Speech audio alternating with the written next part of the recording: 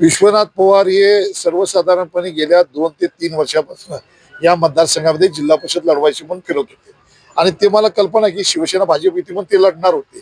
परंतु राष्ट्रवादीमध्ये आल्यानंतर त्यांनी निर्णय घेतला की मी शिवसेनेतर्फे लढणार आहे. मी तुम्हाला खरोखर सांगतो की आज सुद्धा आमच्या मतदारसंघामध्ये अनेक लोक आहेत ती शिवसेनेच्या चिन्हावरच लढायला तयार आहेत.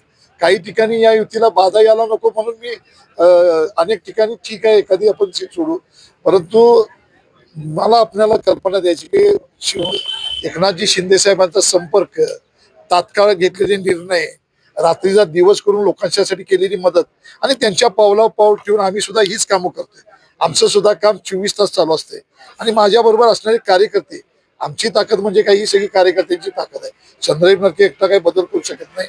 मी ज्यावेळी रात्रंदिवस 24 तास काम करते 24 सेवा, या कार्यकर्त्यांची मदत असते आणि म्हणून मी तुम्हाला सांगतो की हा मतदारसंघ दोन्ही वेळा आम्ही शिवसेनेने जिंकलेला आहे. आम्हाला या मतदारसंघ ते तपासून बघा.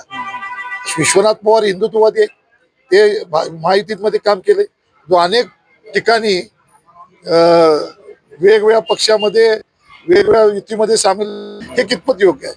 त्यामुळं हिंदुत्ववादी आहे, महायुती आहे, आम्ही सगळ्या घटकांना म्हणजे सर्व जातीच्या लोकांना बरोबर घेऊन जाणार आहे असं काही नाही. आज बघितलं तरी प्रत्येक घटकातील प्रत्येक समाजातला जातीचे मतभेद बाजूला ठेवून शिवसेनेच्या मागे का उतरायला लागलेत, तर या पक्षाचं तळागाळापर्यंत रुजलेलं काम आहे. या पक्षाची प्रतिमा, शिंदे साहेबांनी उंचवलेली प्रतिमा आणि या पक्षाद्वारे झालेलं काम आहे हे लोकांच्या पर्यंत पोहोचले. मला आशा आहे की जिल्ह्यामध्ये सुद्धा शिवसेनेचा जो जिल्हा परिषदमध्ये निवडून येण्याची संख्या असेल ती चांगल्या पद्धतीने असेल.